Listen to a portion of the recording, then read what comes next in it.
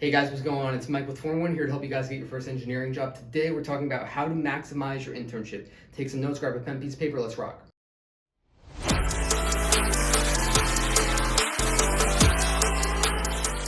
As always, guys, feel free to reach out if you need help with anything. My number is 305-923-8724. Again, 305-923-8724. Let's go ahead and hop into this. So making the most of your internship.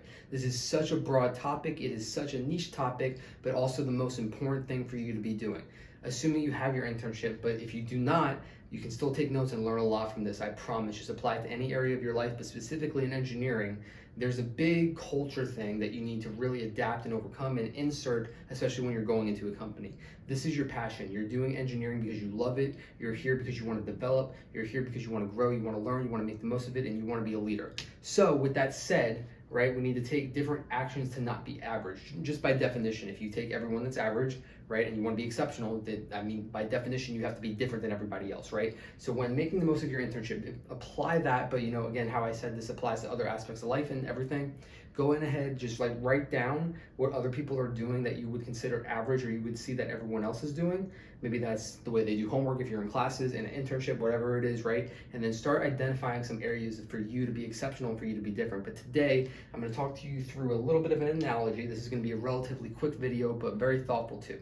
So this is gonna be group one, or rather bucket number one, okay? So we're gonna call this B1. So this is gonna be students that do not have internships, that want internships, right? Now, how to get your internship, we cover very in-depth in this channel, or feel free to reach out to me if you need help specifically. But once you obtain your internship, right, now you're in a different bucket because you're in a bucket that's smaller, because not everyone gets internships, right? You have to be at the cream of the crop and you have to really be at the top and you have to earn it, right? So as you're going through this and then you get your internship, okay, that might be the staple, that might be your stopping point. That's a lot of people's stopping point because that's everyone's goals. Everyone's goal here is to get over here, right? That's their goal, okay? Once they achieve their goal, it's like, okay, well then we might as well just hang out, chill, relax until we graduate, or just keep applying and take it easy, and we made it. You know what I mean? Because we got the internship, we got what we wanted, we got the dream, and that's it. But again, in order to form a win, be exceptional, and guarantee your spot, and really get paid the most and do the best and become a leader, you need to do things that are exceptional and not average, and you need to grow and develop and constantly set that bar higher, right? Because right here, that's the bar. Okay, but we should be dreaming bigger regardless. But now that we're here, we need to set the bar even higher. So the question I ask you is, what do you think this bucket is? If we're going from student to intern, what do we think this bucket is? Okay, this is bucket 2. This is student. This is intern. You probably already have some guesses, right? Not that simple. I'm gonna say it differently. This is gonna be bucket 3. This is exceptional intern, okay? Now, I'm sure that a lot of people thought I was going to put full-time job or whatever it is, right? But that's not what we're doing here, right? The key here is how to make the most of your internship. And to do that, you need to think about this in a different way. You had to compete to get your internship. Now you need to compete to be the best intern, because that's going to yield you the best results. That's going to give you the best relationships, because in order to maximize the most of your internship and become the best, you need to add value to the culture, deliver on your work. It's better to always under promise and over deliver than over deliver and under promise, right? Sometimes a lot of people go through this stage as an intern and you learn a lot about life. You learn how to work hard, you learn how to deliver on time, you learn things that weren't typically taught maybe in school, and it's, maybe it's just your first engineering experience, so you're learning a lot on the job.